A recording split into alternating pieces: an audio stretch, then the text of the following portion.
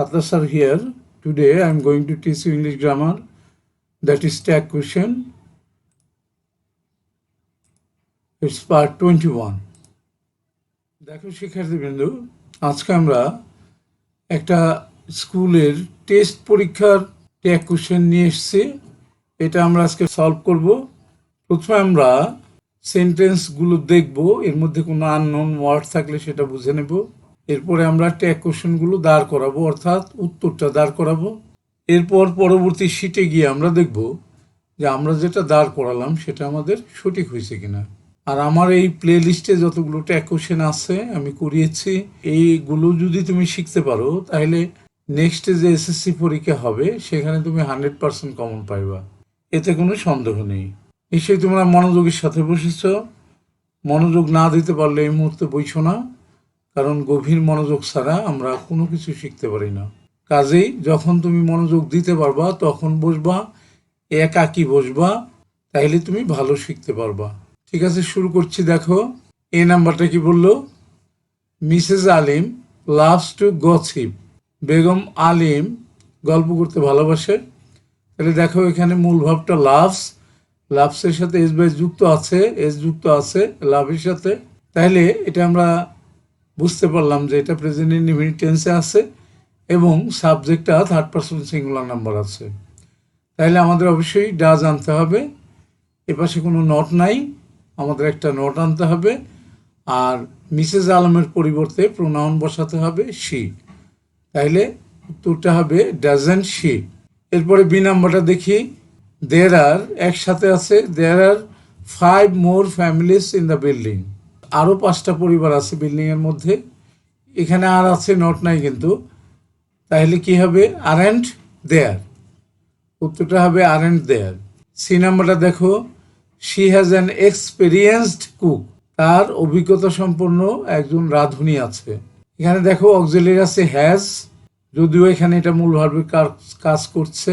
তাহলে আমরা হ্যাজটাকে নিতে পারি, নট না একটা নট নেব, হ্যাজেন্ট শি, শিটাই নিয়ে নেব প্রোনাউন।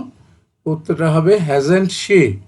এরপর দেখো ডি নাম্বারটা, so she doesn't have to, দুইবার আসছে, একবার হবে, have to do any cooking, তাকে কোনো রান্নার কাজ করতে হয় না। দেখো ডাজ নট, তাহলে আমরা নটটা বাদ দেব, ডাজটা নিয়ে যাব, ডাজ আর প্রোনাউন শিটা নিয়ে যাব, ডাজ শি। উত্তরটা হবে ডাজ শি। এরপরে দেখো এই নাম্বারটা কি বললো, বাট মোস্ট অফ দ্য হাউস ওয়াইফস, অধিকাংশ গৃহিণীরা, don't have much house help, তারা বাসার কাজকর্মে সহযোগিতা খুব একটা পায় না। দেখো এখানে ডোন্ট আছে, তাহলে আমরা নটটা বাদ দিয়ে শুধু ডু দেব। আর হাউস ওয়াইফস এর পরিবর্তে আমরা দে বসাবো প্রোনাউন, তাহলে উত্তরটা হবে ডু দে। এরপরে এফ নাম্বারটা দেখি, the examiners get bored when they find almost the same answer in all the scripts। যখন সকল উত্তরপত্রে একই ধরনের উত্তর পায় তখন কিন্তু পরীক্ষক বিরক্ত হয়ে যায়। তাহলে দেখো এই যে গেট, এটা মূল ভার্ব এখানে, আর দ্য এক্সামিনার্স এটা সাবজেক্ট, সাবজেক্টটা প্লুরাল নাম্বার, তার পরিবর্তে দে বসবে, গেট প্রেজেন্ট ফর্মে আছে, এস বাই যুক্ত নাই, তাহলে ডু আসবে, নট নাই নট আসবে, তাহলে উত্তরটা হবে ডোন্ট দে। এরপরে লাস্ট জি নাম্বারটা কি বললো, if you are an examiner you would do the same. তুমি যদি পরীক্ষক হও তাহলে তুমিও তাই করবা। দেখো এটা কনজাংশনের সাথে যেটা যে সেন্টেন্সটা থাকে সেটা কিন্তু ডিপেন্ডেন্ট সেন্টেন্স থাকে, আর যেটা অন্য আর একটা সেন্টেন্স থাকে সেটা থাকে ইন্ডিপেন্ডেন্ট সেন্টেন্স। একটা কমপ্লেক্স সেন্টেন্স গঠিত হওয়ার সময় একটা ডিপেন্ডেন্ট ক্লোজ আর একটা ইন্ডিপেন্ডেন্ট ক্লোজ থাকে। যেটা ইন্ডিপেন্ডেন্ট ক্লোজ সেই ক্লোজটা ট্যাগ কোশ্চেন আমাদের করতে হয়। তাহলে দেখো you would do the same, এটা ইন্ডিপেন্ডেন্ট ক্লোজ। এই ইন্ডিপেন্ডেন্ট ক্লোজটাকে ধরে আমরা ট্যাগ কোশ্চেন করব। এখানে উড আছে, নট নাই, নট বসাবো, উডেন্ট, সাবজেক্ট আছে ইউ, তাহলে উত্তরটা হবে উডেন্ট ইউ। তাহলে দেখলা যে আমাদের সবগুলো দাঁড় করানো কিন্তু শেষ হয়ে গেল। আমরা এখন পরের শিটে যাব। পরের শিটে গিয়ে দেখব যে আমরা যেটা দাঁড় করালাম সেটা সঠিক হয়েছে কিনা। চলে যাই পরের শিটে। তুলে এলাম পরের শিটে। দেখি আমরা এই নাম্বারটা, Mrs Alim loves to gossip.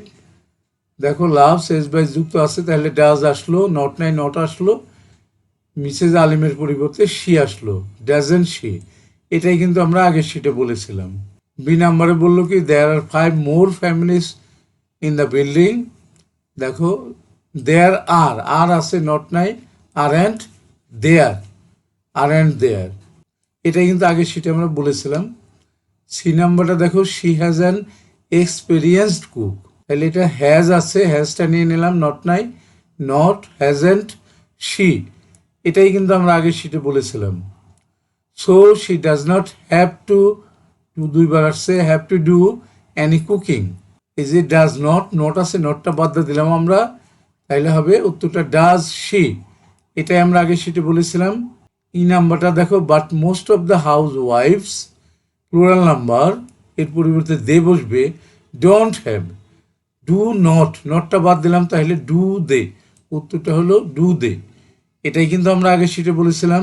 F নাম্বারটা দেখো the examiners get bored when they find almost the same answers in all the scripts. যখন নাকি সবগুলো উত্তরপত্রে একই ধরনের উত্তর তারা দেখে তখন তারা বিরক্ত হয়।